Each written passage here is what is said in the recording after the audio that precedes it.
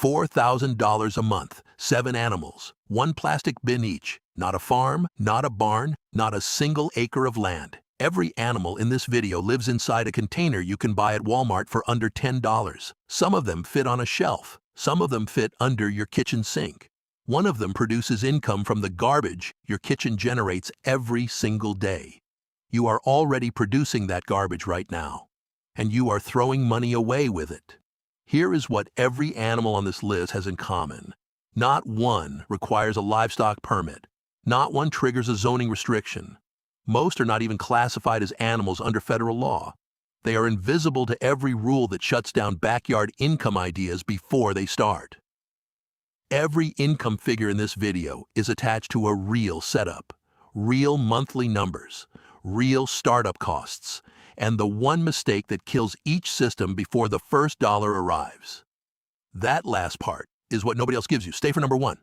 It is the most unexpected income source on this entire list, and the buyers are already looking for a supplier in your area right now.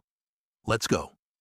Animal number 1, black soldier fly larvae, legal everywhere. 0 permits, 0 feed cost. Income range, $1,500 to $2,000 per month. Before I tell you what these larvae do, I want to tell you what they eat. Kitchen scraps, coffee grounds, vegetable peels, fruit that went bad. Everything your household throws away every single day. That is their food, which means your feed cost is 0. You are not buying anything to run this operation. You are taking material you already throw away and converting it into a product that sells. Black soldier fly larvae convert organic waste into their own body mass at a rate most livestock cannot match. They reach harvest size in 8 to 12 days. At harvest, they contain up to 42% protein. Dried, they sell for $8 to $15 per pound to poultry farmers, reptile breeders, and pet food manufacturers. The residual material left after the larvae finish processing your waste is called frass. Frass is a premium organic fertilizer. It sells for $2 to $5 per pound to home gardeners and organic growers. 2 sellable products from material already going in the trash. A seller in central Georgia runs this in 100 square feet of garage space. He processes 100 to 150 pounds of organic waste per week. Monthly revenue from dried larvae and frass combined, $1,600. Monthly input costs, 0. Because 3 restaurants in his neighborhood pay him to take their waste away, he's paid to receive his raw material, and paid again to sell what it becomes. Startup, $100 to $250.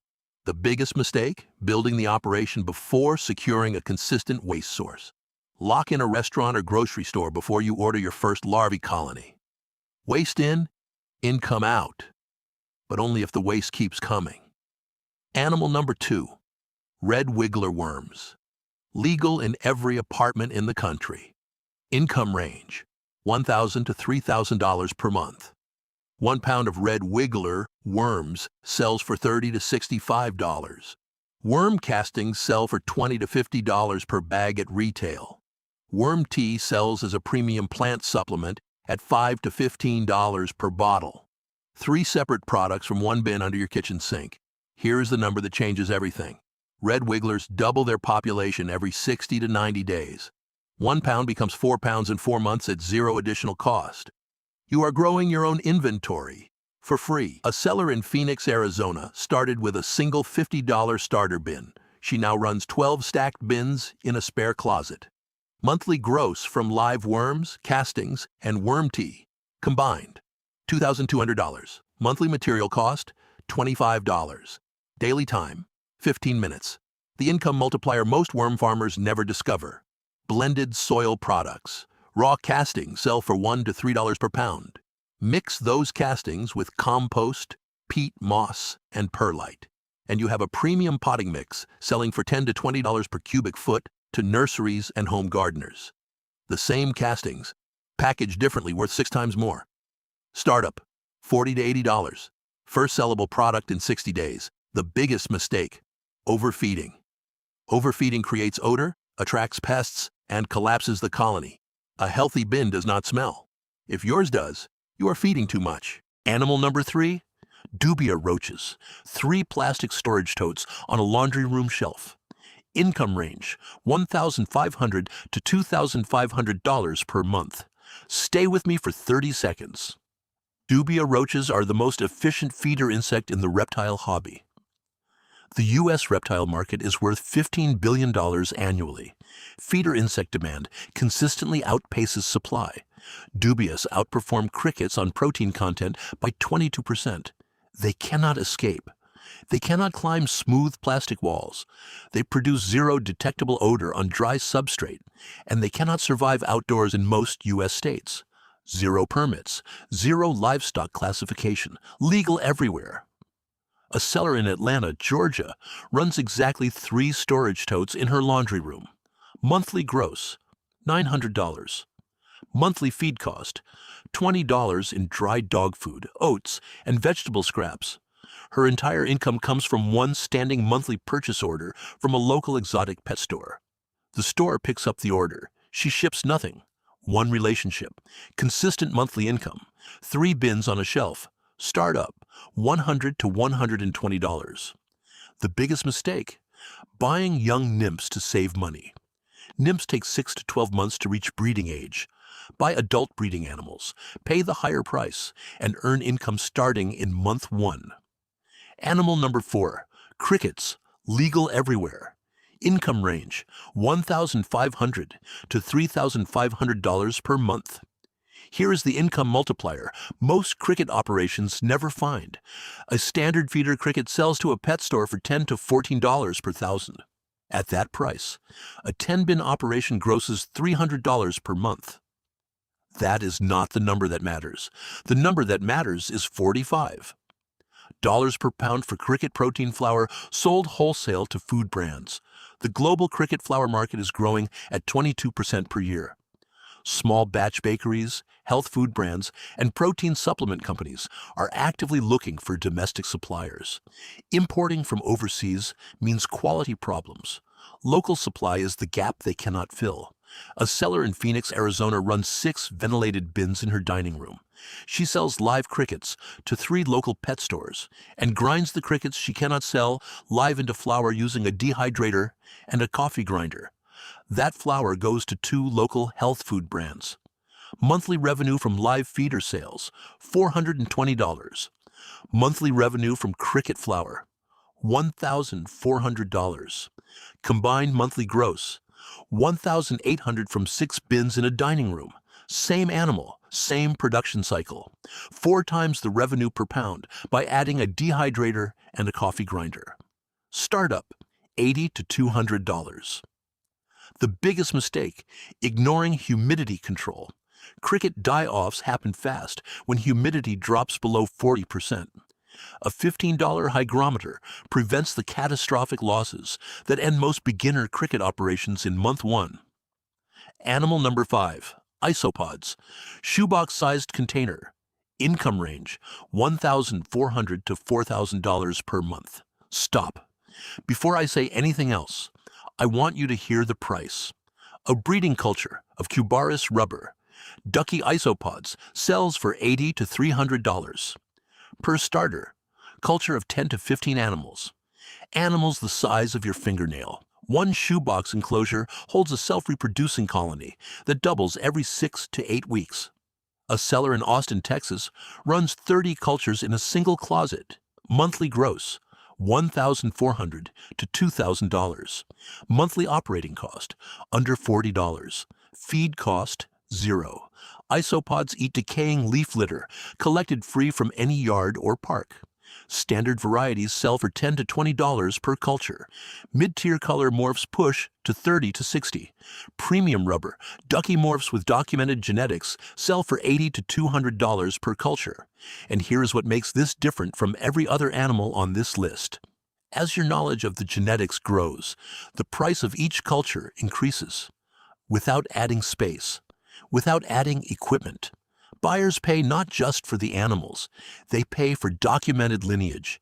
The Austin seller collects payment for cultures he has not bred yet, because his genetic documentation makes his lines worth more than any anonymous seller. Startup, $100 to $300 for starter cultures across multiple colorways. The biggest mistake, overwatering the substrate. Isopods need a moisture gradient, one wet end, one dry end. Uniform moisture creates mold that destroys a culture in 48 hours. Wet one corner. Leave the other dry. Animal number 6, Escargot snails. 0 permits, 0 noise, 0 odor. Income range, $800 to $2,000 per month.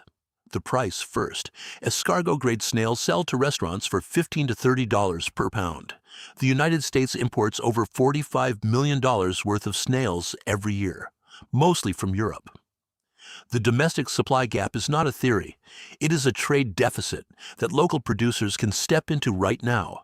A 5-gallon plastic container in a garage corner holds 200 to 300 breeding Helix aspersa snails. A single adult reaches harvest weight in 6 to 8 months and reproduces continuously year-round, laying 80 to 100 eggs per clutch several times per year. 200 snails become a self-replenishing supply inside one production cycle. A snail farmer in suburban New Jersey supplies 4 upscale restaurants with 12 pounds of snails per month at $18 per pound.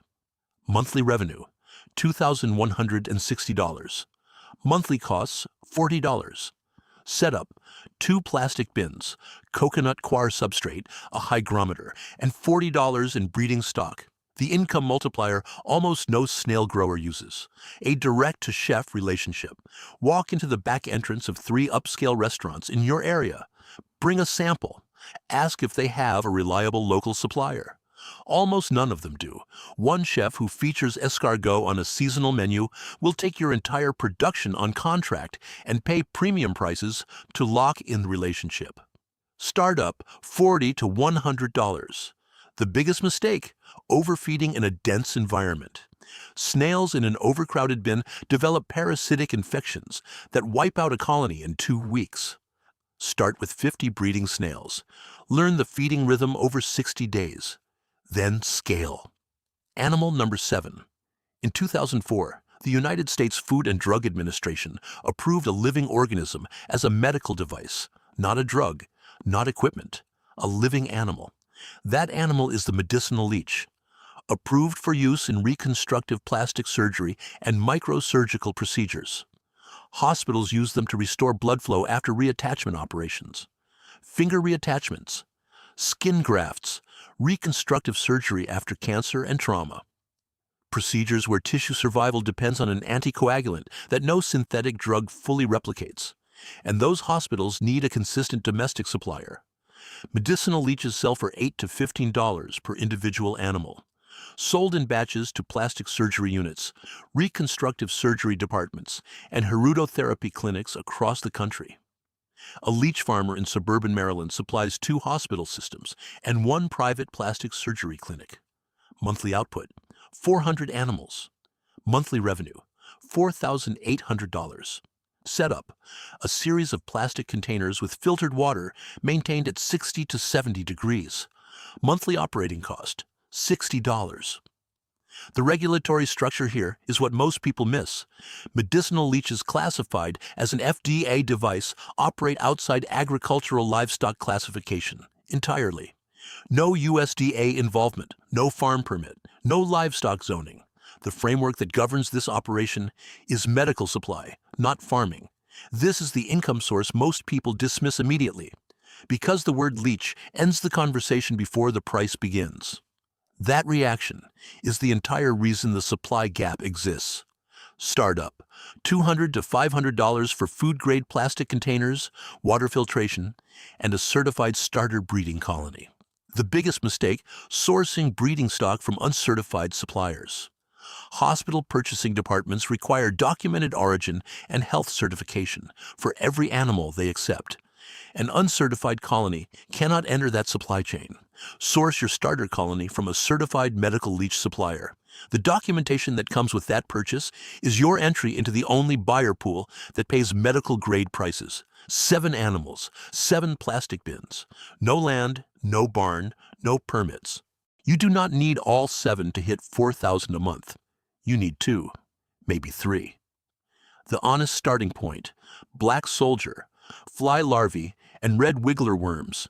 Combined startup under $300. First sellable product in 60 days. And both operations produce frass that feeds into each other, cutting your input costs from day one. 2 bins, 1 shared waste loop. First income in 60 days. From there, add Dubia Roaches. Your spent substrate becomes roach bedding at zero cost. One standing order from a local pet store creates predictable monthly income. The person who starts larvae and worms this weekend and adds roaches in 60 days has more real operational knowledge in 90 days than someone who reads about all 7 for a year and never begins. Drop a comment right now. Tell me your setup, city or suburb, space available, starting budget. I read every single comment, and your specific situation might get you a direct answer that gets you moving this weekend. Subscribe and turn on the notification bell. Every week we break down systems exactly like this.